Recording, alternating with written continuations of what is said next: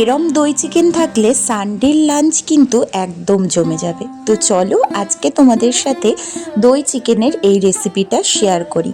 আমি এটা first time বানাচ্ছি, তাই ভাবলাম তোমাদের সাথেও রেসিপিটা শেয়ার করা যাক। তো চিকেনটা ভালো করে পরিষ্কার করে ধুয়ে নিয়েছি, এবার ম্যারিনেশন করব। তো ম্যারিনেশন করার জন্য আমি 2 চামচ দই দিয়েছি, তারপর কিছু গুঁড়ো মশলা দিয়েছি, মিট মশলা, চিকেন মশলা, গরম মশলা, জিরের গুঁড়ো, লবণ, হলুদ, সামান্য পরিমাণে চিনি আর সর্ষের তেল দিয়ে ভালো করে এটাকে ম্যারিনেশন করে রেখে দিয়েছি। এবার একটা বাটা মশলা বানাবো। তো তার জন্য রসুন, আদা, জিরে আর কাঁচা লঙ্কা মিক্সিতে পেস্ট করে নিয়েছি। 2টো কাঁচা লঙ্কা বেটেছি আর বাকি কাঁচা লঙ্কাটা কিন্তু কুচি করেই দেব।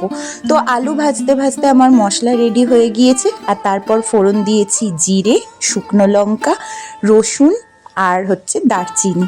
তো এটা ভালো করে ভেজে নিতে হবে। আর তারপর ভেজে নেওয়ার পর দিয়ে দিয়েছি দেখো কুচনো পেঁয়াজ, ক্যাপসিকাম দিয়ে আর একটুখানি নাড়াচাড়া করে নিতে হবে। এটা একটুখানি ভাজা ভাজা মতো হয়ে গেলে তারপর দিয়ে দিতে হবে মিট মশলা, চিকেন মশলা, গরম মশলা আর পরিমাণ মতো লবণ। মশলাটা 2বার দিয়েছি যাতে টেস্টটা একটু ভালো হয়, আর প্রত্যেকবারই কিন্তু পরিমাণ খুব বেশি দিইনি, তোমরা দেখতেই পেলে। তারপর বাটা মশলাটা দিয়ে ভালো করে কষিয়ে নিতে হবে। যখনই কষে এরকম তেল ছেড়ে দেবে তখন ম্যারিনেশন করা চিকেনটা দিয়ে ভালো করে কষিয়ে নিতে হবে। তারপর দিয়ে দিয়েছি পরিমাণ মতো টমেটো কুচি দেওয়ার পর একটুও কিন্তু জল দিইনি, দেখো এরকম জল আর তেল দুটোই বেরিয়েছে।